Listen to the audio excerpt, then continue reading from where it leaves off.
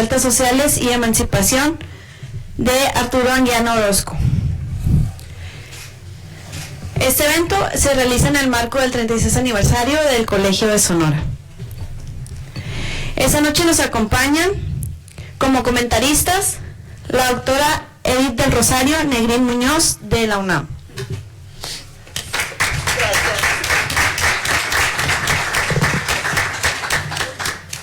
Además, el doctor Víctor Peña del Colegio de Sonora.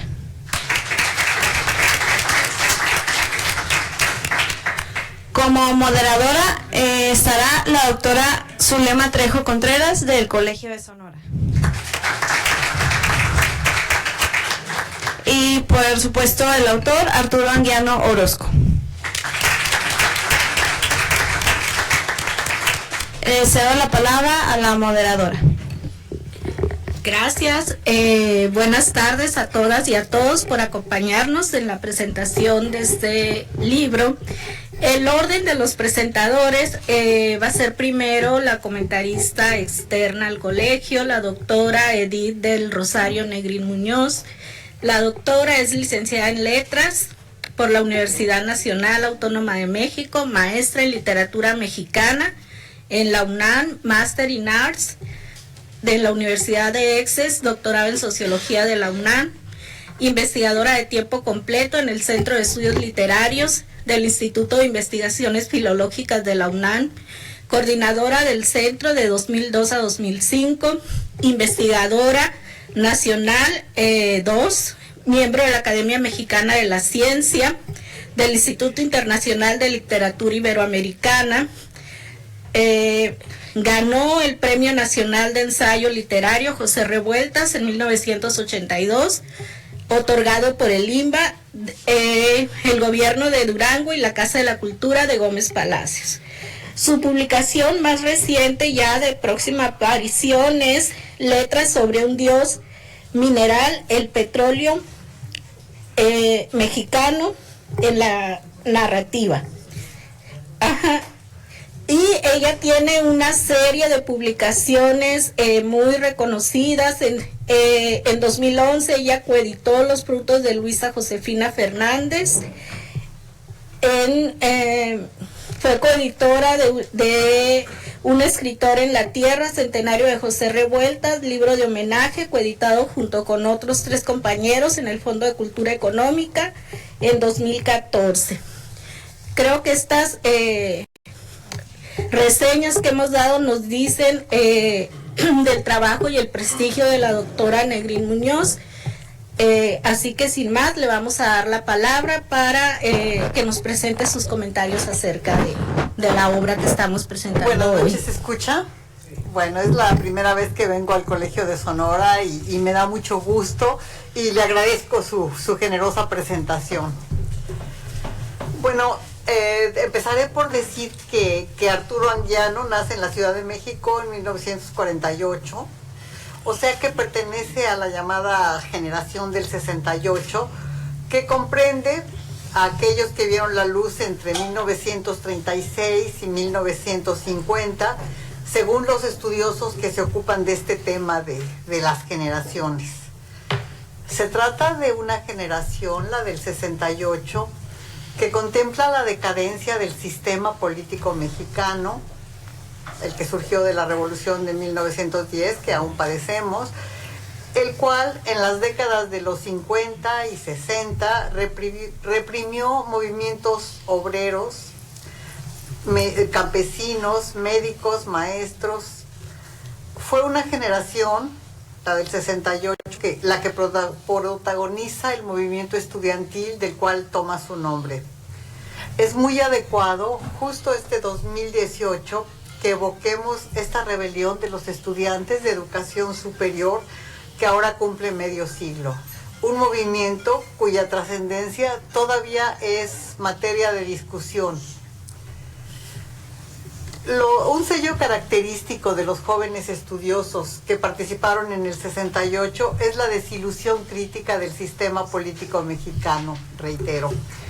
Muchos de aquellos que se reunían en las aulas discutían, se organizaban, marchaban, vociferaban y escribían contra el autoritarismo del sistema, estaban convencidos de la urgencia de la acción política. Coincidían los estudiantes de este país con los de otros en esta inquietud de cambio y búsqueda de la libertad. Así, después de la represión gubernamental, unos pocos jóvenes mexicanos marcharon a la guerrilla, otros militaron desde su rol de intelectuales en el periodismo, en los campus universitarios, en los partidos políticos, pero todos, sin duda, lo supieran o no, se beneficiaron de la apertura política y educativa que se manifestó de diversas formas en la vida social de este país. Arturo Anguiano compartió y comparte todas estas inquietudes con sus coetáneos, con las que entre paréntesis me identifico porque pertenezco a la misma generación. Estas inquietudes, reitero, son el apremio de renovar la educación, la urgencia de repensar la historia y reescribirla. Fruto del movimiento estudiantil fue, en términos generales, la ampliación de los espacios democráticos en el país. Los jóvenes estudiosos produjeron importantes textos de historia y ciencias sociales. También dentro de la academia y fuera de ella, hicieron interesantes aportaciones a la literatura en forma de crónicas, memorias, novelas, poemas. Otro resultado del movimiento del 68 es el redescubrimiento de José Revueltas. Revueltas es un intelectual paradigmático en nuestra cultura, ejemplo de la conjunción entre teoría y praxis. Había peregrinado desde la adolescencia por diversas organizaciones de la izquierda mexicana, siempre buscando profundizar, cuestionar y renovar el marxismo que le tocó vivir, integrarlo al análisis político, al activismo cotidiano, a la creación literaria. Si padeció la represión gubernamental por sus actos, a lo cual él estaba muy decidido y muy resignado, también padeció, y eso fue algo que le afectó incluso en un nivel personal, la incomprensión de muchos de sus compañeros militantes, especialmente de las dirigencias partidarias. Ya en la madurez, en 1968, Revueltas se integró de manera voluntaria al movimiento estudiantil y encontró justo entre los jóvenes la fraternidad y la democracia militante que había buscado siempre. Encarcelado como tantas veces antes, otras veces antes, por esta participación, el escritor se convierte en el paradigma del intelectual comprometido y consecuente. Continuo, el escritor Héctor Manjarrés lo calificó de irreductible. Dice que Revueltas era, cito, el más vital, honesto, irreductible, contradictorio, inasimilable y revolucionario de los escritores mexicanos, a lo cual Arturo Anguiano agrega una personalidad intransigente, irredenta y disruptiva. No es extraño que un autor como José Revueltas, que siempre estuvo en permanente conflicto con algunos de sus compañeros comunistas, que siempre fue leído desde perspectivas ideológicas cercanas al dogmatismo, fuera redescubierto por la comunidad estudiantil como un intelectual único en el ámbito cultural mexicano. No es extraño que haya encontrado sus mejores lectores en aquellos nacidos en la década del 40. José Revueltas se convirtió no solo en un emblema político de la variadísima izquierda nacional, sino en un mito generador de diferentes expresiones artísticas. Recordemos la estupenda fotografía de Julio Pliego, que en 1970 capta Revueltas en el marco de una puerta del penal de Lecumberri, alzando la mano derecha que forma la V de la Victoria, una imagen que ha sido innumerables veces reproducida. Dentro de la enorme cauda de referencias al autor, de estudios sobre su obra e incluso de narraciones que lo recrean como personaje, surge el presente libro de Arturo Anguiano titulado José Revueltas, un rebelde melancólico, Democracia bárbara, revueltas sociales y emancipación. El libro destaca como un fructífero esfuerzo de aproximarse al gran mito con algo más que admiración y respeto, con el deseo de esclarecer su complejo pensamiento, revisando cada etapa de su participación política y con el objetivo aún más ambicioso de reconsiderar la vigencia del pensamiento revueltiano y extraer de él herramientas teóricas y analíticas que nos ayuden a comprender la caótica realidad nacional en el presente. Arturo Anguiano, en la actualidad profesor en la Universidad Autónoma Metropolitana, Unidad Xochimilco, tiene una trayectoria tanto de profundización en el estudio de las ciencias sociales como de militancia en la izquierda. Tiene asimismo una producción significativa. A través de varios libros y muchos ensayos, armado con muy modernos elementos teóricos, ha abordado desde diferentes ángulos el análisis del sistema político mexicano, del Estado, de la etapa del cardenismo, de la modernización del país y de las posibilidades de la izquierda. Esto es, está perfectamente capacitado para acercarse a revueltas. Recuerda los momentos en que coincidió con el escritor en determinados proyectos políticos, aunque aclara que no hubo mucho acercamiento personal. En el presente libro, Anguiano recorre algunos de los problemas que vertebraron la obra revueltiana. Trata de entenderlos y explicarlos, siempre tomando en cuenta el contexto preciso en que fueron escritos. Es un momento idóneo para hacerlo. Hace pocos años, en 2014, al cumplirse el aniversario del nacimiento del escritor de Durango, que nació en el seno de una talentosa familia, hubo en diversas universidades nacionales y algunas extranjeras una revisión de la vida y la obra de los tres intelectuales más destacados que habían venido al mundo un siglo antes: Octavio Paz, Efraín Huerta y José Revueltas. A lo atractivo del itinerario personal y de la obra de cada uno de ellos se sumaba el hecho de que los tres se interrelacionaron y sobre todo en su juventud compartieron aspiraciones. Podría decirse que siempre compartieron aspiraciones, pero que marcharon por vías muy distintas. Sin embargo, hasta donde sé, nunca se desdijeron de su amistad y de su mutuo aprecio pese a las diferencias políticas. En 2014, los estudiosos de estos autores circulamos por universidades y foros de muchos estados de la República ante entusiastas públicos de diversas edades. Hablamos desde una aula magna en Gómez Palacio hasta un salón en la apartada Universidad Alemana de Düsseldorf, donde hubo un congreso llamado Paz y Revueltas, las dos caras de México. Compartimos pláticas y escuchas con contemporáneos de Octavio, Efraín y José, como por ejemplo el brillante Enrique González Rojo, que tuvo una participación muy activa en los homenajes, hasta con jovencitos recién salidos de la adolescencia y que todavía no habían tenido tiempo de leer los libros de los tres grandes, pero que los conocían a través de rumores míticos.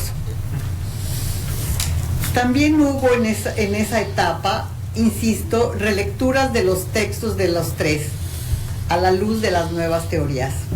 En el caso de Revueltas, en el centenario, sus textos fueron releídos en toda su riqueza: narraciones, obras de teatro, crónicas, poesía, argumentos cinematográficos, por lo que hace a la literatura, y en menor medida, pero también el pensamiento político, los ensayos sobre historia mexicana, sobre el Estado, sobre problemas filosóficos que consideraba fundamentales, como la enajenación. Recordemos que la edición más completa de sus obras, compiladas por su hija Andrea Revueltas y Philippe Cheron, abarcó 26 volúmenes. Empezó a extenderse la certeza de que los distintos textos revueltianos dialogan entre sí a través de múltiples vasos comunicantes, que si bien cada texto tiene un sentido intrínseco, su valor se enriquece y aumenta al vincularlo con los otros escritos. Los estudios del centenario, con altibajos, errores, aciertos, complementan los trabajos anteriores, que en el caso de la literatura ya eran bastantes, y abonan un terreno fértil para las reflexiones de Arturo Anguiano. De esto da prueba su amplia bibliografía. El profesor de la UAM está consciente de ello, pero también de lo difícil que es seguir el pensamiento del escritor a través de textos escritos en diferentes momentos y casi siempre en situaciones límite. Nunca escribió Revueltas en la comodidad de un cubículo con la información al alcance y la certeza del salario quincenal, sino, como sabemos, en la zozobra de la clandestinidad. Zozobra, describe con precisión Enrique González Rojo. O bien, escribió en la soledad de una celda carcelaria, tema del cual el escritor solía bromear, decía que era el espacio donde mejor se concentraba para escribir. Describe Anguiano las dificultades enfrentadas en su investigación, cito sus palabras: las posiciones de Revueltas requirieron ser sistematizadas y reconstruidas, pues se encuentran dispersas en muchos textos muy irregulares, no solo en artículos y libros, sino incluso en entrevistas, memorias y correspondencia. Lo mismo novelas y cuentos, que sin embargo solo refiero. Había líneas de continuidad en su pensamiento y traté de anudarlas, de rehacer la trama, tensarlas, entretejerlas, respetando la coherencia de sus ideas. Hasta ahí la cita de Anguiano. Conforman el libro dos apartados. El primero y más extenso se titula Democracia bárbara, revueltas sociales y emancipación, aludiendo al ensayo que Revueltas publica en 1958 titulado México, una democracia bárbara, en el cual hablaba de las peculiares elecciones mexicanas, entonces caracterizadas por el tapadismo, un tema lamentablemente vigente en estos días electorales. Este apartado está a su vez dividido en 10 capítulos. El primero tiene el acertado título de Un rebelde atrapado por la contradicción. Ofrece una breve semblanza del escritor y me voy a referir a él posteriormente.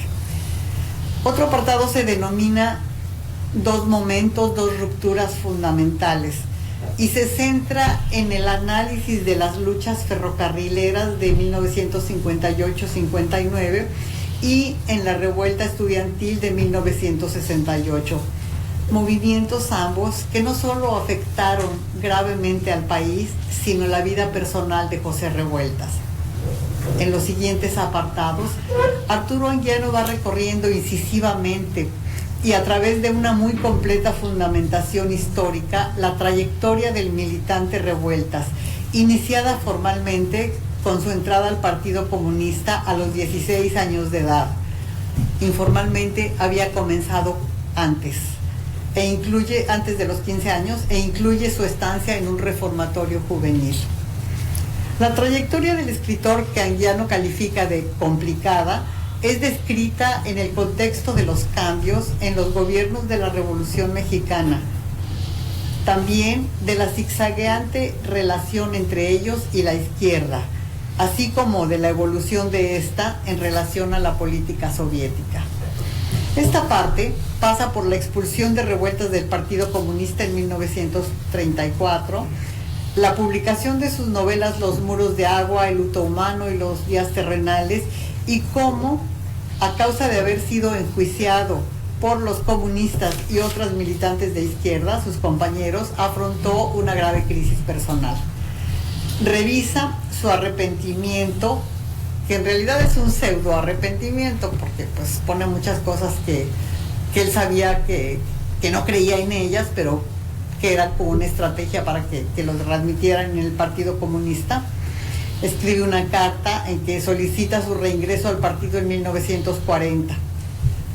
Se habla de su rompimiento con Lombardo Toledano y se introducen en este apartado datos personales importantes en la existencia del militante. Otro capítulo revisa las ideas políticas de Revueltas, que van mostrando la evolución de su visión crítica sobre el régimen y la necesidad de independencia de clase de los trabajadores. En su obra política más relevante, el ensayo sobre un proletariado sin cabeza de 1962, el escritor sintetizó estas ideas que venía trabajando desde mucho antes. Anguiano sostiene que en los ensayos históricos y políticos de Revueltas, las principales líneas de fuerza de su pensamiento se sostienen pese a las contradicciones. Creo que esta es una hipótesis que se va comprobando a lo largo del libro. Otra propuesta central de Revueltas es la caracterización de la Revolución Mexicana como alienada. Posteriormente, el libro que presentamos revisa las consideraciones de Revueltas que muestran al sistema político mexicano como una dictadura encubierta y a la sociedad mexicana como estratificada. Uno de los capítulos más fascinantes es el que revisa el alzamiento de 1968, sobre el que tanto escribió el novelista, dejando ver un movimiento que desborda las demandas estudiantiles y permite develar la historia real del país. Otro capítulo aborda una de las preocupaciones cruciales de Revueltas a lo largo de la militancia, la independencia de la clase obrera y la formación del partido. Este fue un tema obsesivo en su producción.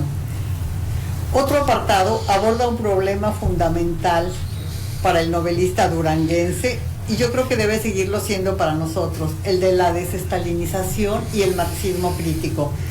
Creo que el segundo tema tendría que ser una de las discusiones de la izquierda mexicana en mucho mayor medida de lo que ha sido. Revisa asimismo Anguiano un tema que el escritor pensó mucho desde su salida de su última prisión, el de la libertad en relación a la conciencia crítica. La segunda parte del libro resume su contenido en el título, El espartaquismo en México, una aproximación crítica. Aquí el autor lleva a cabo una exploración de las raíces históricas y teóricas del espartaquismo en este país y pone en marcha un análisis que habrá de continuarse. Definir a Revueltas como rebelde melancólico, entre comillas, como se hace en el título, me parece muy atinado porque se sale de la racionalidad marxista tradicional, me transporta a aquella antigua definición que encasillaba los temperamentos humanos en cuatro: sanguíneo, flemático, melancólico y colérico. Esto hace incursionar el título y el libro en otros ámbitos, más allá de categorías marxistas, como también incursionó José Revueltas en su vida y pensamiento, sin ignorar el desarrollo que pensadores imaginativos contemporáneos como Roger Bartra han hecho de categorías como melancolía. Para mí la palabra tiene un eco del mejor romanticismo, nunca lo perdió. Sé que no todos, empezando tal vez por Arturo Anguiano, van a estar de acuerdo, pues él insiste en hablar de un marxismo antidogmático, heterodoxo y abierto. Pero yo creo que para entender a Revueltas hacen falta otros elementos, y Anguiano lo hace al tomar en cuenta incluso las poesías. Quisiera centrarme en un punto solo para que tengamos claros las dificultades de estudiar a Revueltas. En el capítulo Un rebelde atrapado por la contradicción se ofrece una breve semblanza del escritor, ya lo he dicho, cuya vida estuvo sembrada de paradojas y contradicciones que él en alguna cita atribuyó a ser mexicano. Así Anguiano transcribe la cita de Revueltas, donde dice: me tienen por un heterodoxo del marxismo, pero en realidad no saben lo que soy, un fruto de México, país monstruoso, al que simbólicamente podríamos representar como un ser que tuviese al mismo tiempo forma de caballo, de serpiente y de águila. Todo es entre nosotros contradicción. Esta estupenda reflexión de Revueltas se inserta muy bien en la dinámica del trabajo de Anguiano. Sin embargo, a mí me hubiera gustado que se citara con la fecha precisa en que fue emitido el juicio. En el libro está citado con la fecha de la publicación en el volumen de las obras completas. Es un volumen que se titula Cuestionamientos e Intenciones y aparece en 1978. Pero creo que nos ayudaría mucho recordar en qué contexto del momento cultural y de la vida de Revueltas se emiten. En un amplio trabajo que escribí el siglo pasado, ¿verdad? Apareció en 1995, afirmé que la militancia de Revueltas estaba vertebrada por la convicción marxista de que los hombres construyen su historia y que toda su obra ensayística apunta de diversas maneras a esa certidumbre. Sin embargo, y aquí es donde tal vez difiero de Arturo Anguiano, no ocurre lo mismo con su literatura.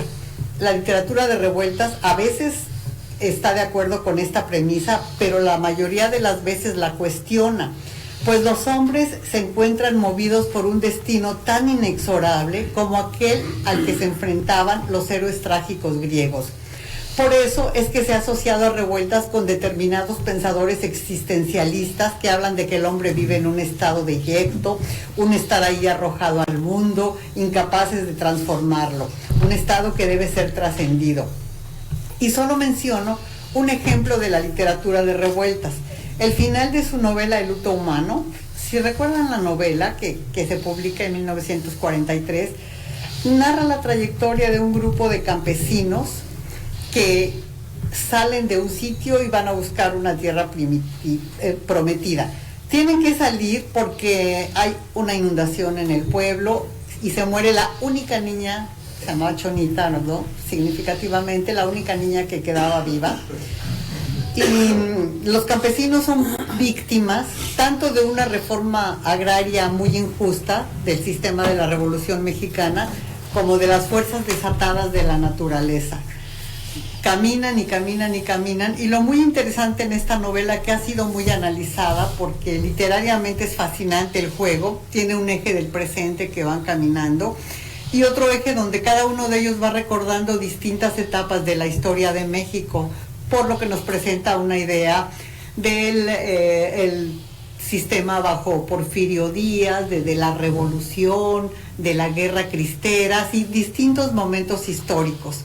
Sin embargo, como pierden idea del tiempo y del espacio, también el lector, porque así está planeado en el libro, caminan y caminan y regresan al mismo punto de donde salieron, a la misma casa, y entonces ya no pueden hacer otra cosa, la mitad se murió en el camino y los que quedan se suben al techo para liberarse de la inundación y se sientan en el techo, siempre ahí con el cadáver de la niña, y se disponen a esperar la muerte.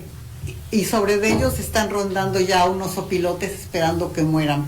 O sea, esto no es ningún ejemplo de que los hombres construyen su destino, sino todo lo contrario, ¿no? A mí me gustaría recordar que la frase de Revueltas que citó Arturo Anguiano es parte de una entrevista de 1950 y que hay una frase que está suprimida de la cita, digo, entiendo por qué, pero hubiera sido importante porque empieza diciendo: yo no soy existencialista, me tienen por un heterodoxo del marxismo. Recordemos que alrededor de 1950, bueno, y cuando se publicó el libro en 43, tanto la tesis de Revueltas como el luto humano se inscriben en una etapa en que en todo el pensamiento de intelectual en nuestro país estaba dominado por la búsqueda de qué es el mexicano y qué es lo mexicano. Pues como en todos los países colonizados, ¿verdad?, que siempre se hacen esta pregunta. En México pues es una inquietud que surge en el siglo XIX, pero en México el gran movimiento sobre el mexicano y lo mexicano se fija simbólicamente con el libro de Samuel Ramos, El perfil del hombre y la cultura en México, que aparece en 1934, y bueno, supuestamente tiene su punto culminante con El laberinto de la soledad, ¿no? Sin embargo, es un problema que ha sido una obsesión en la filosofía mexicana, ahora también en la psicología se sigue escribiendo de qué define al mexicano. Entonces, la respuesta de Revueltas se inscribe en un contexto de debate.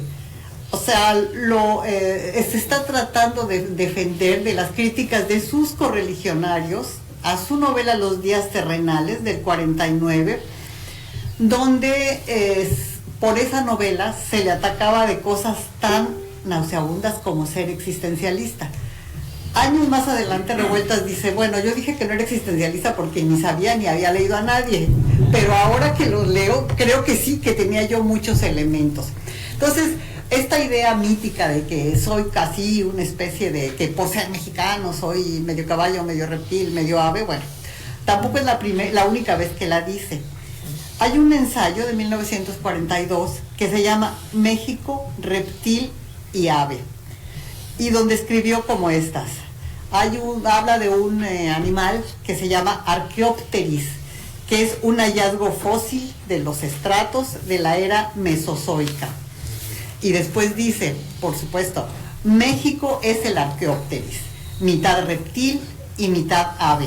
Habla del escudo del águila y la serpiente, que también toda la etapa desde la generación del Ateneo en 1910, el mito del águila y la serpiente, fue una discusión, ¿no? El águila representaba la civilización, la serpiente representaba la barbarie. O sea, Vasconcelos decía, cuando el águila devore a la serpiente es que ya entramos en una fase civilizatoria superior.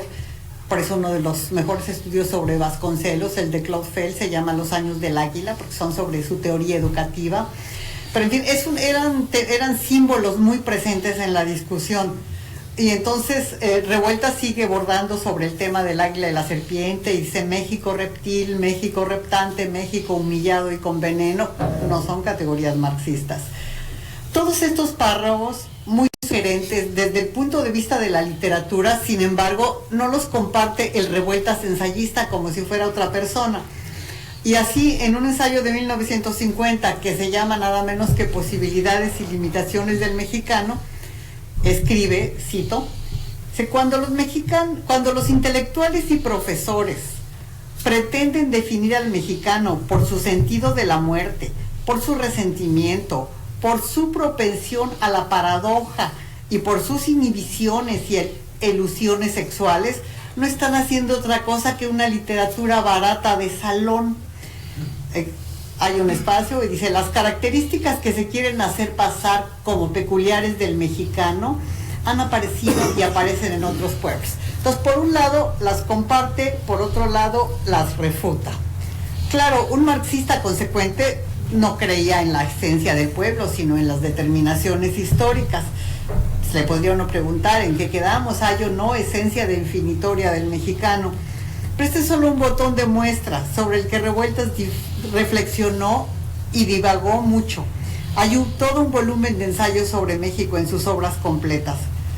Y entonces la conclusión a que he llegado es que si Revueltas se aproxima a un tema desde la racionalidad marxista, propone ciertas soluciones muy consecuentes, pero si se aproxima desde los sentimientos, desde las intuiciones, desde las elecciones involuntarias que determina el inconsciente del literato, toma otras conclusiones. Creo que empeñarse en encontrar en la obra completa del escritor duranguense, si incluimos literatura y política, si nos empeñamos en encontrar una coherencia, pues a lo mejor es que no existe esa coherencia y si la forzamos nada más empobrecemos el universo imaginativo de Revueltas. Sin embargo, estoy de acuerdo con este libro en que en el pensamiento político, por lo que hace al pensamiento político, sí existen líneas de continuidad. Y Arturo Anguiano venció muchas dificultades analíticas para esclarecerlas, por lo cual lo felicito. Gracias.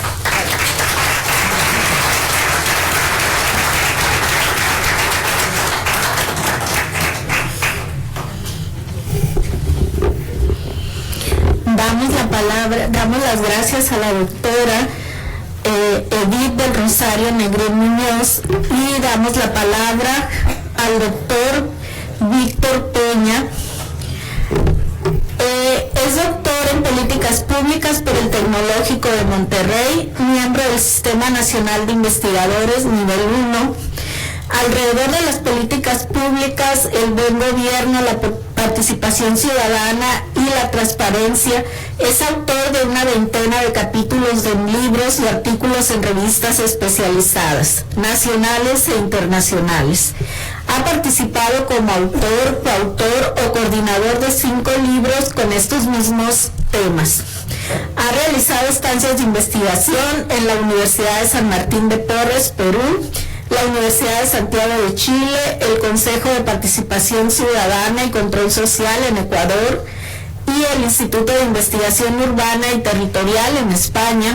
Ha participado como conferencista magistral invitado y ponente en eventos académicos nacionales e internacionales, incluyendo países del Caribe, Centro, Sudamérica, Europa y Asia.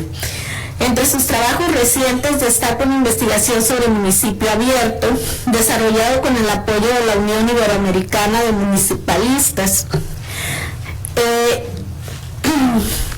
Como consultor para el INAI elaboró el documento teórico del modelo de gobierno abierto, aprobado por el Sistema Nacional de Transparencia, Acceso a la Información Pública, la coautoría del libro Historia Económica del Congreso del Estado de Sonora, volumen 2, 2000-2016, y la clase político-legislativa en Sonora, legisladoras y legisladores del Congreso del Estado, 1939-2018. Ambos se publicaron en coedición entre el Colegio de Sonora y el Congreso del Estado. Adelante, doctor. Muchas gracias. Buenas noches.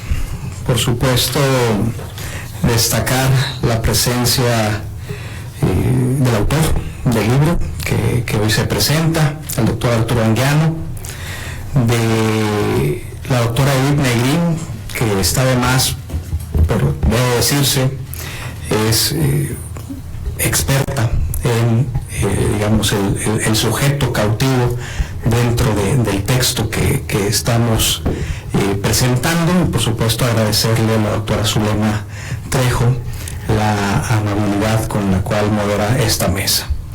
Y agradecerles a ustedes la presencia a estas horas. De repente es un poquito más tarde de lo que normalmente se acostumbra dentro de las actividades del colegio, pero ha coincidido, por fortuna me parece, que desde finales del mes de enero tengamos una serie de actividades, entre ellas un seminario en línea con Noam Chomsky, que también forma parte de las actividades del aniversario número 36 del Colegio de Sonora, y eso, pues digamos, de alguna forma ha ido alargando un poco las agendas. Pero bienvenidos, si es la primera vez que están aquí, seguramente estarán bien acogidos en estas tierras norteñas. Mi participación sería referente a el texto desde la perspectiva en donde creo podemos abordarlo, es decir, desde qué pudiera significar este texto a la luz de las nuevas generaciones. Cuando la doctora Negrín comenzaba su intervención, hacía una referencia a la generación a la cual pertenecía el autor. Y creo que esta es una nota muy importante porque el tono y los acordes que tenemos entre generaciones, me parece, cambian mucho. Ahora, esto de abordarlo desde el tema generacional no es una ocurrencia de quienes está hablando. Este libro que hoy se presenta aquí en el Colegio de Sonora y que además podemos aprovechar para adquirirlo, me parece que veo algunos ejemplos allá atrás, y además de pedirle el autógrafo al propio autor, nos está diciendo que nace como un texto rebelde. Es un texto rebelde porque dice, cito al autor, es una especie de contrapunto por los homenajes oficiales y oficiosos por el centenario de su nacimiento, el centenario de José Revueltas, que más que honrar su vida quisieron refrendar su muerte. Cierro la cita, página 23. Y es además un texto rebelde porque dice que es su intención, página 15, estimular la relectura o lectura de los textos de Revuelta, en particular entre los jóvenes. Ahí me parece está algo muy importante, porque los jóvenes estas concepciones de izquierda y de derecha, de marxismo y demás, me parece son algo alejado. Y entonces, ¿cuál es el código de comunicación que podemos tener con los jóvenes? ¿Qué podemos pensar, podemos entender de un texto como el que hoy se presenta?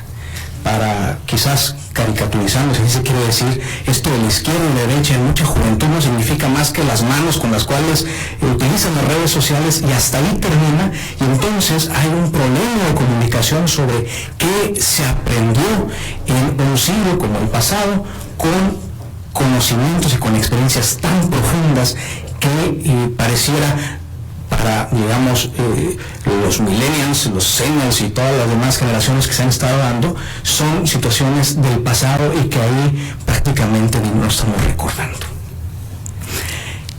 ¿Qué nos deja este libro y por qué, digamos, a quienes no somos parte de esa generación que vivió el 68 y que la conocemos, lo digo, digamos, con toda responsabilidad, pero también con toda certeza, que lo conocemos a través de los libros de historia y de las clases de la primaria y demás? ¿Qué nos puede dejar?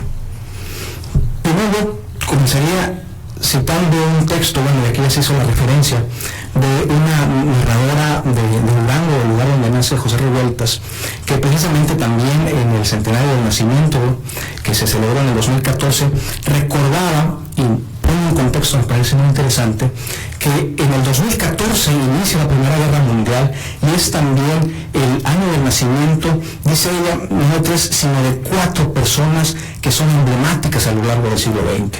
Ya se mencionaron 3, Octavio Paz, por supuesto, Efraín Huerta y José Revueltas, y agrega ella una mujer, María del Carmen Millán, que es poblana y que fue la primera mujer que fue miembro de la Academia Mexicana de la Lengua.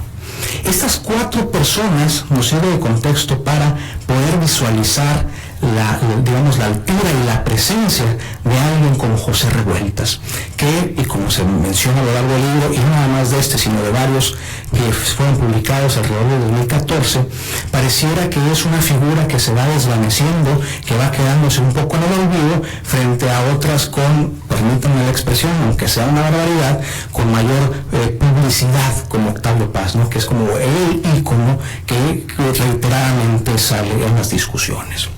Entonces José Revueltas es parte de este grupo que nace a principios de siglo, pero que además, y nos va dando cuenta de eso el texto, en sus 326 páginas, nos va dando cuenta de lo que debe ser congruente con lo que uno está pensando. Esto, regreso, para los jóvenes, me parece, a esa juventud, digamos, sin tenerla que seccionar, sin tenerla que definir por unas cuestiones de edades, significa bastante. En una juventud en la cual lo político lo hemos asociado más a algo que eufemísticamente llamamos el pragmatismo, ¿no? Que es algo así como, estos son mis valores y si no te gusta, pues los cambio para que de alguna forma podamos reencontrarnos y no nos peleemos. Una figura como José Revueltas, que se rescata y que se va describiendo a lo largo del libro, nos hace reflexionar lo doloroso que es mantenerse congruente con lo que uno está pensando. Una congruencia además no sencilla. Se ha dicho, y digamos los títulos de los epígrafes de la primera sección que ya nos comentaba la doctora Negrín, nos habla precisamente de estos saltos, de estas inconsistencias y de estos cuestionamientos que el propio Revueltas se hizo a lo largo de su vida y que le costaron alejamientos y que le costaron, digamos, un sinnúmero de sufrimientos, no solamente digamos, en la cárcel física, sino en el aislamiento de las personas que en algún momento habían sido sus compañeros de partido, que habían ayudado a fundar el partido y que luego los expulsaban de esos propios partidos, en donde de alguna forma, también de una forma digamos muy plástica, pudiéramos decir, en donde hasta los extremistas con los que convivía le decían, es que tú estás más allá de nosotros mismos, y lo expulsaban de esa reunión. El libro, por supuesto, va tejiendo lo que su yerno y editor, Philippe Cherón, mencionaba como sus 2 grandes pasiones, la literatura y la política.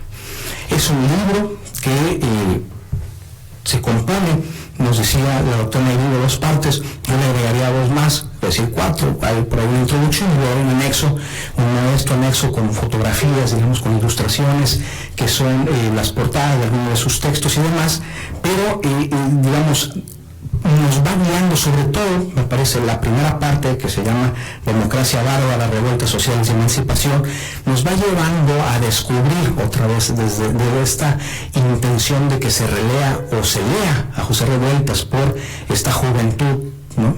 Y nos va llevando a conocer cuál fue la evolución de esta persona, otra vez, que insiste en mantenerse firme con lo que, digamos, fue aprendiendo alrededor de la figura de su hermano, el músico, alrededor de los movimientos sociales que a golpes lo fueron creando como la persona que fue, ¿no?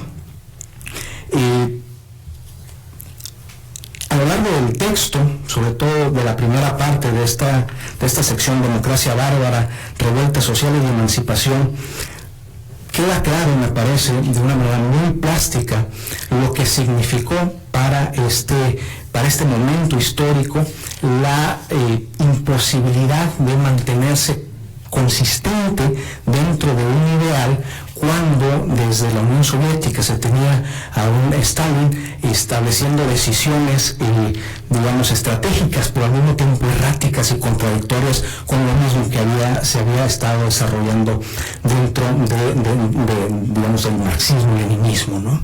Aquí hay un paréntesis literario, si me lo permiten, pensando también digamos, en los nuevos lectores.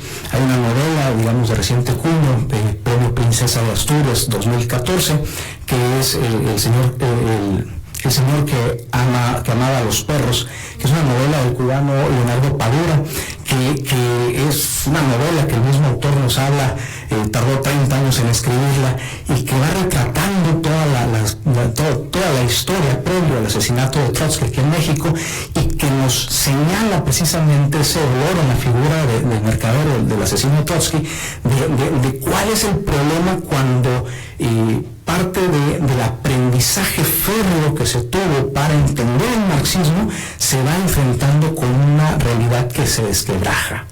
Bueno, esa, cierro el paréntesis literario, es la que, al menos en la lectura que hago, me parece también se encuentra, digamos, en la vida y en la obra, por supuesto, en la expresión de la obra, de las secciones que nos presenta el autor anguiano en este libro, y que nos va retratando esta figura, digamos, de una persona que en las peores condiciones, con el dolor a flor de piel, nos va retratando y nos va describiendo un México que además, al tiempo, resultaba ser un México bastante más parecido a lo que él nos estaba diciendo y no tanto a lo que se estaban escribiendo, digamos, de manera oficial.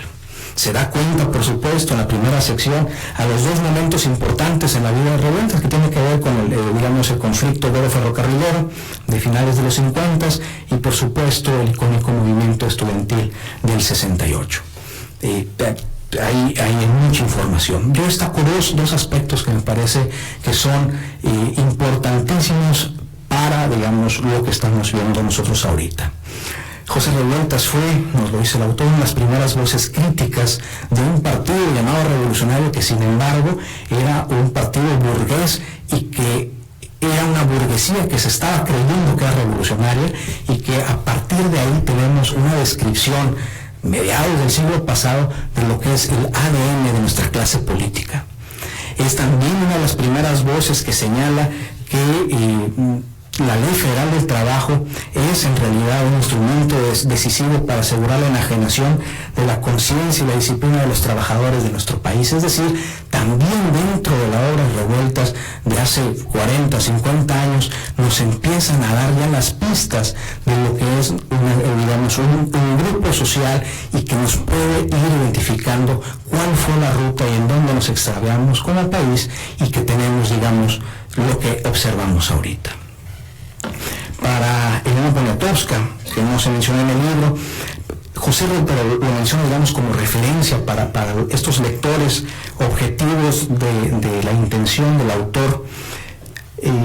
Revueltas Ponotopskas fue un ángel rebelde, soberbio, humilde, un constante pecador y un arrepentido. Podemos decir que fue un incomprendido en su tiempo, y en este, que es nuestro tiempo, es un autor por comprenderse. Y esta es una riqueza importante, porque el volumen que se está presentando nos permite, digamos, a quienes no estemos familiarizados, acercarnos a estas ideas, y a los quienes están ampliamente o profundamente familiarizados, por supuesto, a conocerlo con mayor profundidad. Nuevamente, Ponotopska: a José Revueltas le era más familiar la muerte que la vida, el dolor que la alegría, y sin embargo buscó siempre el calor de los hombres, el de los más desposeídos, los obreros, los campesinos, los ignorantes, los sin amor, los fracasados, los que terminan en la cárcel. Esta descripción de Ponotopska, muy literaria, nos pone frente a este personaje, este ser humano que va sufriendo a lo largo de toda una vida, y que nos va retratando un México que quienes vivieron en sus tiempos no quisieron escucharlo, y quienes no vivimos en su tiempo pareciera nos estamos perdiendo la oportunidad de recuperarlo dentro de nuestras lecturas y de nuestras aproximaciones importantes. Es, como decía, un retrato del dolor de una persona que es consistente en la medida de lo posible a un ideal, y que en lo político se mantiene frente a las adversidades, incluso de carácter personal. Esto es el mensaje para los jóvenes, aunque otra vez Philippe Cheron, su yerno, decía respecto a las cosas prácticas: Revueltas estaba completamente desarmado. Es decir, pareciera que estaba, digamos, viviendo fuera del sistema, y que eso era lo que lo aislaba. Bueno, este me parece el mensaje. Voy cerrando rápidamente para no abusar del tiempo, y por supuesto tener la oportunidad más que nada de escuchar al autor, de su experiencia de este volumen. Hay una carta que es también la forma en la que termina el autor la primera parte. Una carta de 1971, se menciona en el texto, a su hija Andrea, y me parece que ahí se destaca el sentimiento de lo que sería la herencia de este padre y de esa vida a su hija, es decir, a su descendencia, a su trascendencia. En esta carta del 71, Revueltas, le escribió a Andrea: no debemos esperar de nadie sino de nosotros mismos. Pensar, escribir, luchar con audacia, despojados de todo fetiche, de todo dogmatismo, no importa el punto al que lleguemos. Y agrega: vivir no es necesario, luchar es necesario. Esa fue, en una frase demoledora, la herencia que resume el legado de Revueltas a su hija, y que me parece es lo que nos enfrenta a los jóvenes en un momento de pragmatismo político, y en donde están los valores de una acción colectiva. Yo hasta la dejaría. Muchas gracias.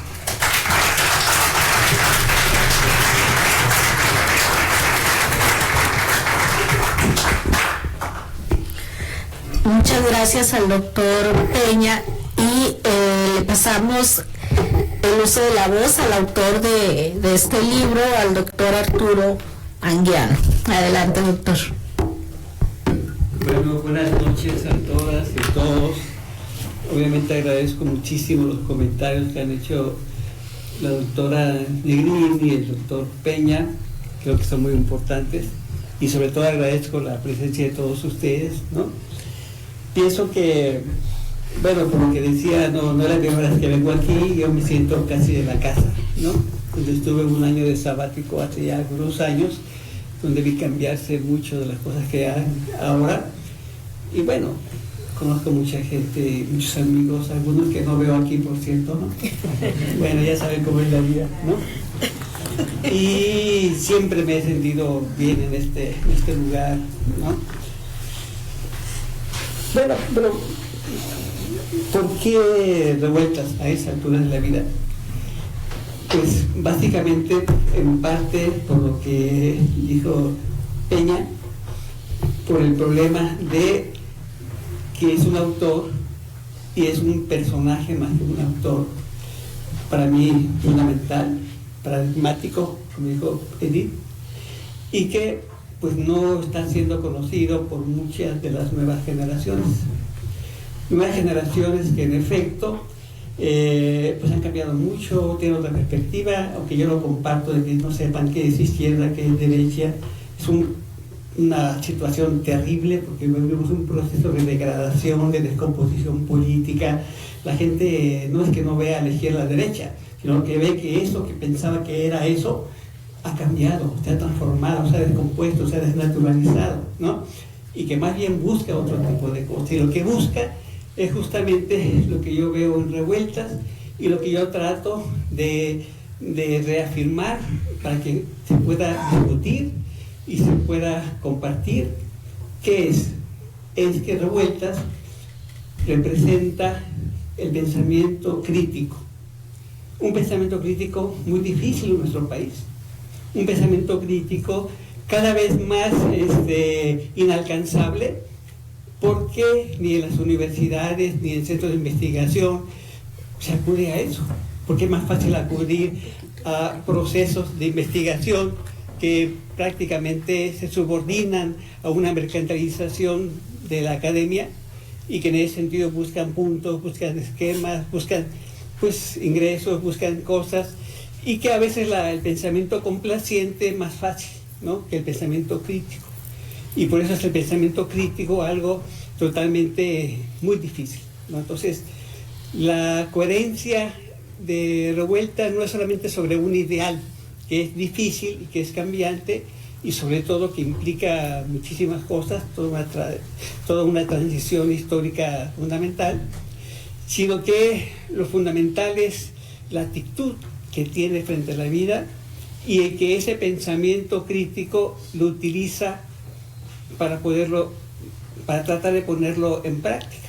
O sea, no es el pensamiento solamente, es lo que se llama la praxis, ¿no? O sea, esa combinación de práctica y de teoría, ¿no?, que se plantea, ¿no? O sea, lo digo incluso en la portada del libro, ¿no? O sea, es la búsqueda de conocimiento para poder actuar, para poder mantener una visión crítica de esta realidad, pero no solamente para entenderla, sino para poder intentar al menos transformarla. Y la cita que citaste es fundamental.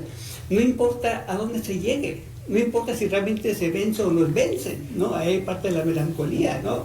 Un desastre terrible que se vive constantemente y sin embargo no se rinde nadie, no se rinde Revuelta, sino que plantea la necesidad de seguir luchando, cualquiera que sea la perspectiva. ¿Por qué? Porque esa es la condición fundamental, en última instancia, de un ser humano, no es el rebelde que es rebelde por naturaleza como una forma de expresión vital, ¿no? Y eso es lo que está planteando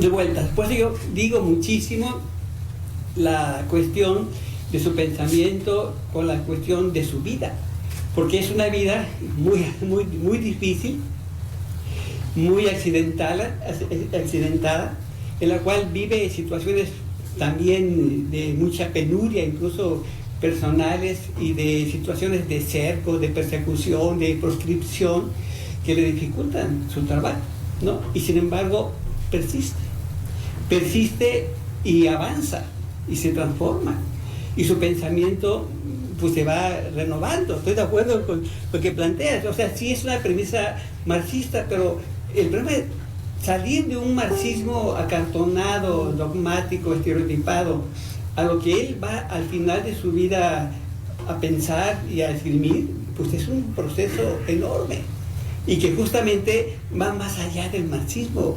Depende de qué marxismo entiende uno.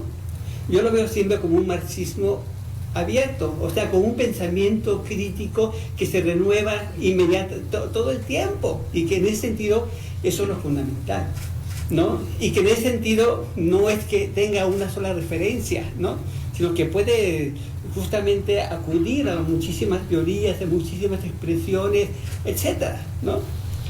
Yo una de las cosas que estuvo destacando sobre todo Edith en cuanto a sus aportes, ¿no? Me parece muy importante, digamos, de su primera preocupación desde el punto de vista teórico-político, pues es el país, ¿no? Es México, y en efecto muchas de esas expresiones eran en el debate del contexto que se estaba viviendo, ¿no? Y él polemizó con mucha gente. Yo recuerdo muy bien que alguien como Enrique Krause escribió que alguien como justamente Daniel Cosío Villegas, ¿no? Prácticamente se dedicó a la historia después de polemizar con Revueltas, ¿no? Es una cosa muy significativa, ¿no? Un gran historiador con un aporte impresionante, ¿no? Para la comprensión de la historia del siglo antepasado, ¿no? Y de la crítica incluso a este régimen de la Revolución Mexicana, en la cual Revueltas incidió de manera fundamental en un debate que tuvo con él, ¿no? Entonces es una cosa muy interesante, ¿no? Entonces en este sentido son los medios, eso es el contexto en el cual se da. Siempre es por eso su pensamiento un pensamiento polémico, y por eso hay que tratar de descifrarlo muchas veces, porque no es tan fácil, ¿no? Hay que entenderlo en su contexto y en sus connotaciones y en sus perspectivas, en la cual se está dando. Entonces esto es muy importante, ¿no? Pero no solamente es ese pensamiento que se plantea y ese aporte. Yo digo que una de las cosas que señalo es de que muchas de las cosas que él va a decir sobre el régimen autoritario mexicano, como el partido de Estado, o la situación de la clase obrera, o ya no digamos el Partido Comunista, que fue una de las cosas más importantes que se retomaron de él siempre, toda una generación de los años 60, fueron aportes pioneros. O sea, él escribió cuando no había escrito González Casanova, cuando no había escrito Arnaldo Córdoba, cuando no habían escrito muchos de los intelectuales que van a hacer aportaciones fundamentales en el conocimiento de nuestra realidad. Y dijo cosas que eran ideas pues muy interesantes, ¿no? Entonces, eso es una cosa importante.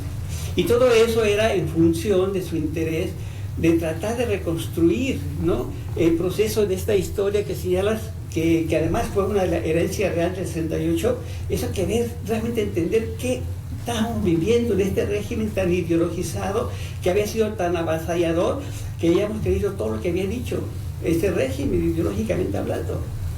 Pero el pensamiento de Revuelta va muchísimo más allá. Es un pensamiento universal. Y muchas de sus reflexiones son reflexiones básicas desde el punto de vista global, ¿no? O sea, toda su reflexión sobre la guerra mundial, que él veía como una guerra mundial, que prácticamente ya estaba la tercera guerra iniciándose en el periodo de la famosa Guerra Fría, ¿no? Es una preocupación fundamental que se liga con lo que ahora vemos como un problema central de muchísima gente, que es la devastación la amenaza de devastación del planeta. O sea, eso va a motivar muchísimo a Revueltas, pero lo va a ver en función de la posible guerra mundial, sobre la base del equilibrio nuclear que se hace entre varias potencias, en las cuales son pues impredecibles todos, ¿no? No solamente eso, sino que él va, sobre la base de esta reflexión, a hacer una serie de contribuciones muy importantes sobre el problema de la teoría del Estado, que él al final va a decir, hace falta reflexionar sobre eso. Pues lo hizo explicando el problema de cómo esta situación de guerra llevaba a procesos inéditos en la cual el Estado dejaba de ser un Estado capitalista solamente, o un Estado socialista, obrero, o proletario, como se le llamara, o del trabajo, ¿no? Y cómo podían identificarse en cuanto a sus procesos y en sus formas de dominio mundial. Y cómo, a final de cuentas, los procesos que se estaban dando en esos países pues reproducían la enajenación, reproducían la explotación, o sea, cómo se perdían muchos de los supuestos debates, ¿no?, que diferenciaban lo que fue durante mucho tiempo, incluso en el dominante aceptado, ese campismo, ¿no?, los países capitalistas, el socialismo, la Guerra Fría. Bueno, él ve cómo hay cambios fundamentales del Estado que nos está dando la realidad. Y otra cosa fundamental que tiene que ver con esto es el problema de la libertad y de la democracia. O sea, la visión de Revueltas a principio de su vida y durante buena parte de su trayectoria política, pues era una visión bastante esquemática, ¿no? Y sin embargo, la democracia no era una cuestión central, y sin embargo después va a desarrollarlo como una cuestión básica. Una democracia que tiene que ser decisiva, muy amplia, no solamente procedimental, como ahora dicen los politólogos de ciertas corrientes, ¿no?, sino una corriente que debe darse, una forma, una práctica relaciones específicas que deben darse a nivel de todos los diversos escalones de la sociedad, ¿no? Entonces, es lo que está planteando, que él después va a identificar en el 68 como lo que va a denominar una democracia cognoscitiva, ¿no? Una democracia del conocimiento, pero una democracia que implicaba procesos de autoorganización, de autogestión, ¿no? Cosas que van a ser importantes al final en la época de su vida de revuelta. Entonces, en ese sentido, él va a combatir por la libertad como una cuestión irrestricta. O sea, el régimen puede ser socialista, entre comillas, puede ser capitalista, puede ser no importa qué, pero la democracia en cualquier lugar es irrestricta. Y por eso él se ubicaba, dice, yo soy rebelde, yo voy a luchar, esté en donde esté. ¿Por qué? Porque al final de cuentas, cualquier Estado te reproduce ese proceso de limitaciones de la libertad, de la opresión. Entonces, eso también lo plantea Revueltas, ¿no? Entonces, el problema de la conciencia crítica. El problema de la conciencia crítica tiene que ver con el pensamiento crítico del cual les hablo. O sea, un pensamiento que si no existe, pues está esto realmente, pues no va a ningún lado. El pensamiento crítico debe ser fundamental justamente para poder enfrentar pues, los diferentes regímenes opresivos, las diferentes situaciones de discriminación, de racismo, etcétera, etcétera, que se presentan, pero para poder buscar otro problema fundamental que plantea Revueltas y que siempre está en toda su obra, ¿no? Tanto literaria como teórico-política, el problema de la emancipación, ¿no? Porque es un problema. O sea, él está planteando siempre, está guiado por la emancipación. Y no habla de la emancipación del proletariado o la emancipación de la clase oprimida. Él habla de la emancipación de la humanidad. ¿Por qué? Porque al final de cuentas su visión lo va a llevar justamente a cómo todos estos procesos que se están dando en la realidad capitalista del mundo que vive, ¿no? Una situación en la cual la amenaza no solamente es para la humanidad, sino que la solución única es la emancipación de ese conjunto de la humanidad, ¿no? Ya detalles también sobre el problema del proletariado y todo, la visión que tenía, ¿no? De que el proletariado solamente podía emanciparse negándose a sí mismo, que es una visión que viene de Marx, ¿no? Que todavía era más coherente. O sea, hay muchos temas teóricos, analíticos de Revueltas que son fundamentales y que yo creo que siguen siendo temas vivos, no son para la prehistoria de la generación de la cual formamos parte nosotros y las anteriores, no, sino que son problemas vivos que se plantean y que se pueden renovar, buscando justamente muchas de las pistas que da Revuelta. Yo pienso, y yo, por ejemplo, yo tuve que leer todo y lo leí muchas veces y toda la literatura y me fascina desde hace mucho. Cuando era joven leí pocas cosas de Revueltas porque no había acceso a todas sus obras, ¿no? Y después tuve que leerlas todas. Y sí yo veo algo que González Rojo, ¿no? Un compañero, discípulo de Revueltas, con la cual tuvo un trabajo muy grande y que además lo expulsó de su organización, que creó Revueltas, ¿no? Él decía algo muy importante, ¿no? Que realmente había un hilo conductor entre su obra teórica y su obra literaria. El problema es que nunca lo trató. Yo trato de establecer algunos puentes. O sea, yo creo que, en efecto, no es que sea una coherencia toda su visión teórica o una coherencia desde el punto de vista de su literatura, sino que hay un hilo conductor lleno de contradicciones. Eso es Revueltas, ¿no? Y en ese sentido yo pienso que, por ejemplo, a veces su literatura va un poco recuperando las experiencias teóricas y prácticas que va realizando en su militancia, ¿no? A lo mejor, por ejemplo, Los muros de agua, pero a veces su literatura va por delante de su elaboración teórica como los errores y su elaboración teórica fundamental sobre el estalinismo, ¿no? Lo que significó esa deformación del socialismo en la Unión Soviética, ¿no? Y en el mundo. Va a ser después de los errores. En errores va a ser un cambio radical, porque antes lo veía como un fenómeno nacional mexicano exclusivo y se va a dar cuenta de que no, de que era un proceso mundial que tenía que ver con toda una deformación, una descentralización de un proceso que se había dado en la Unión Soviética, ¿no? Entonces, esto es una cosa muy importante. Entonces, en ese sentido, yo sí veo esos puentes que hay. Yo no me considero capaz de verlos en detalle, ¿no? ¿Por qué? Porque yo no soy crítico literario. Me fascina la literatura, encuentro cosas, pero nunca me quise meter al terreno que otros conocen perfectamente. Nadie es capaz de hacerlo. Nadie es capaz de hacerlo de manera completa, ¿no? Pero sí hay eso. Entonces, lo importante de ese autor es eso, de que Revueltas, ¿qué es? Pues es un literato, pero es mucho más que eso. Es un teórico, va mucho más que eso, ¿no? Es un político militante, ¿no? O sea, eso es un rebelde que justamente pues, va en contra de todos los procesos que se van viviendo, ¿no? Y que va a sufrir por eso. O sea, él era alguien que no se sentía bien ni en su partido, ni en los otros partidos que construyó para sí mismo, ni en el medio intelectual mexicano, etcétera. Tal vez donde mejor se sintió fue en la época que estuvo trabajando para el cine, ¿no? Yo creo que lo trataban mejor, ¿no? No, fue la única época en que ganó bien. Y además cuando no se moría de hambre, ¿no? Entonces, hay ese problema.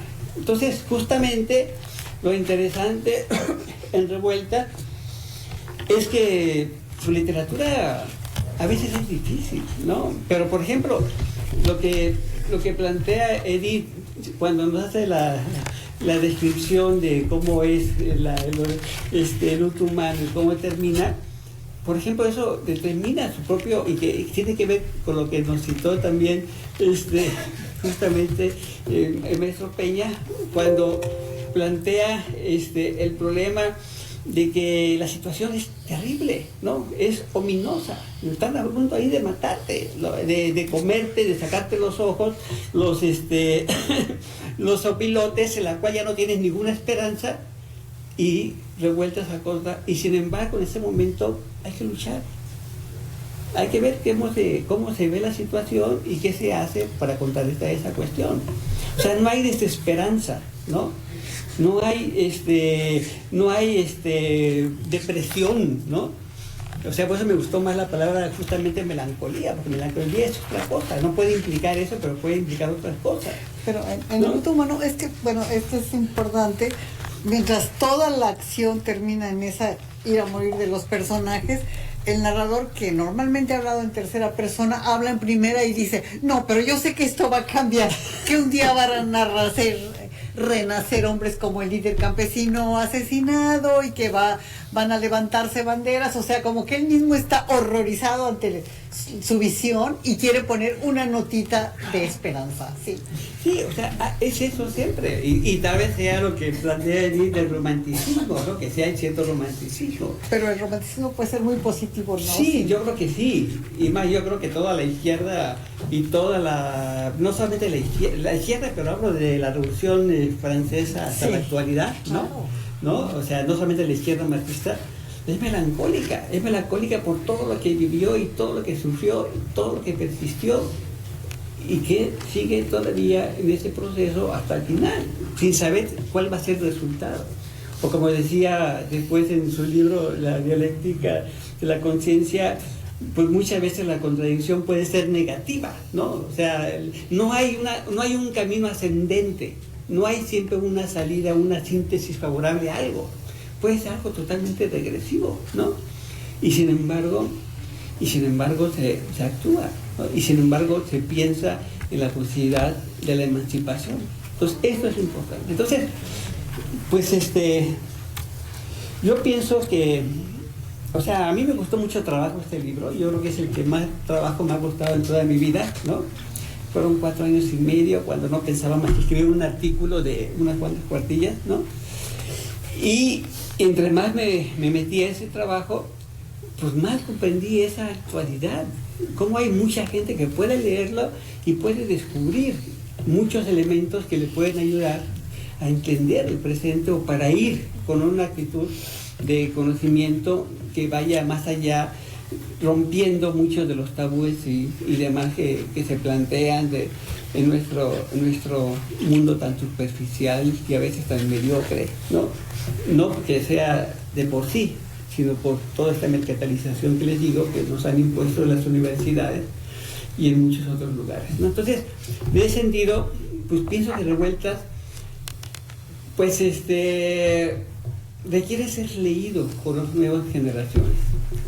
Y las nuevas generaciones, que hay muchos, ¿no? Que hay muchas perspectivas también de la nueva generación. Yo no desprecio para nada a las nuevas generaciones, ni creo que la generación del 68, para empezar, yo pienso que es una generación tan diversa que muchos de los que estábamos en el 68 acabaron ahí haciendo las cosas que criticó en el 68, ¿no? Lo mismo, o sea, justamente Revueltas, sí, es una cosa interesante y por eso acabo con esto, ¿no? O sea, Revueltas, a pesar que tiene una historia que comienza desde los años 20, ¿no? En 29, cuando lo hacen un mitin y lo meten preso, ¿no? Y que tiene una trayectoria muy amplia, ¿no? Y muy variada como escritor, como guionista, como militante, como etcétera, etcétera, como teórico, ¿no? A pesar de eso, a él se le identifica sobre todo por el 68, ¿no? A donde él no pertenecía, ¿no? Él no era profesor en ese momento, ¿no? Sin embargo, llegó a la facultad. Ni fue estudiante, ¿no? Porque él fue autodidacta, ¿no? Se aburrió en la primaria y se fue a estudiar en la Biblioteca Nacional mejor, ¿no? Y así fue como él aprendió, ¿no? Pero fue un lugar donde él fue y se vinculó a una lucha a nivel de iguales con todos los estudiantes, ¿no? Y después él, justamente, su aporte que hasta Navidad del 68, que creo que habrá que regresar con él en este 50 aniversario de lo que va a pasar del 68, ¿no? Él va justamente a plantear una situación en la cual prácticamente se identifica Revuelta del 68. ¿Por qué? Porque yo digo, no, es la intransigencia, pero es la democracia, ¿no? Es el ser irreductible, ¿no? El ser rebelde, ¿no? El de un movimiento que no cede, ¿no? Que no cede porque justamente está en contra de todas esas tradiciones de simulación, de tranza y demás que se habían vivido hasta entonces. Entonces, Revuelta del 68 se volvió una unidad, ¿no? Entonces todo el mundo, las nuevas generaciones, la nuestra, piensan en 68 y lo que más recuerdan o pueden pensar es lo que significa ese viejito que se ligó a los jóvenes, ¿no? Y porque representa eso, ¿no? Yo diría, porque representa ese pensamiento crítico que nos obligaba a todos en el 68 a tratar de entender qué estaba pasando. Porque las demandas que se pidieron eran de lo más elementales. Cualquier gobierno podría haberlo resuelto sin ningún problema y no lo resolvió. ¿Por qué no lo resolvió y por qué masacró? Pues por el carácter, por la naturaleza de ese régimen autoritario que en la cúspide de su poder, en su época dorada, ¿no? Pues empezó justamente a ser incapaz de entender los signos de cambio que se estaban dando en la sociedad, una sociedad que irrumpía masivamente en una escena, la escena política que había sido monopolizada por el PRI, la familia revolucionaria y todos ellos, ¿no? Entonces, 68 y Revueltas, pues, impresan una unidad y algo que implica que una enorme rebeldía, una independencia, un pensamiento crítico, ¿no? Entonces, justamente, pues yo con esto acabo. Pues mi idea es que lo lean el trabajo y se pueda repensar lo que aporta José Revueltas, no solamente como literato, ¿no? Sino también como político, como militante, como un personaje que como dicen algunas gentes, representa un acontecimiento él mismo, ¿no? Muchas gracias.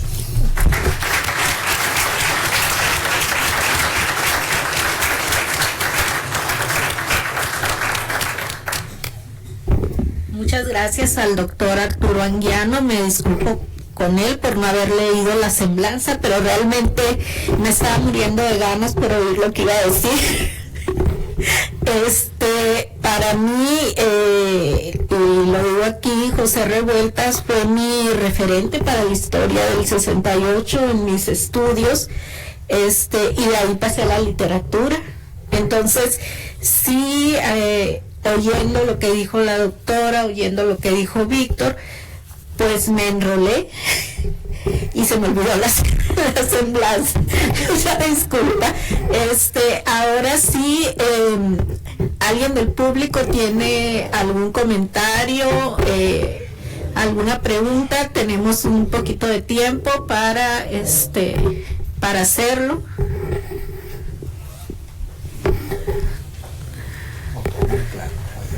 Como dicen en las clases, ¿no? Adelante. Buenas noches, soy Luis Velasco. Algunos compañeros estuvieron con José Revueltas, estuvimos platicando cuando éramos jóvenes, él tendría unos 50 años, y decía un viejito pastor.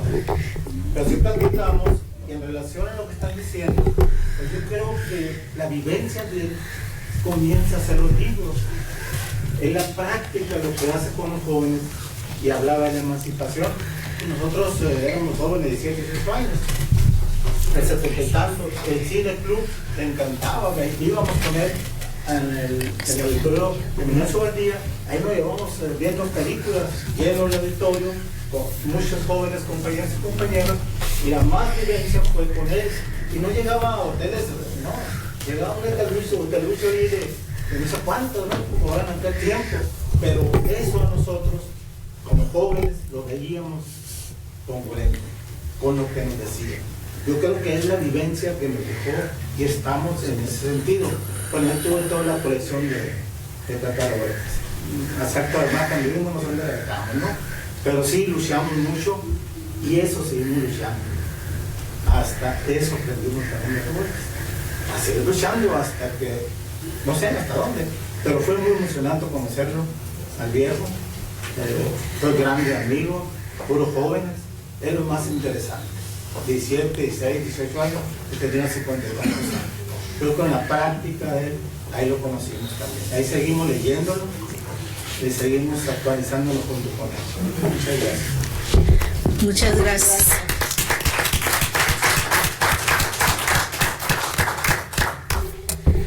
¿Algún otro comentario, alguna pregunta? No, bueno, en ese caso le damos las gracias al autor, a los dos comentaristas y los invitamos a comprar el libro, a leerlo y a brindar por el autor, por los comentaristas y muchas gracias por su asistencia a todas y a todos.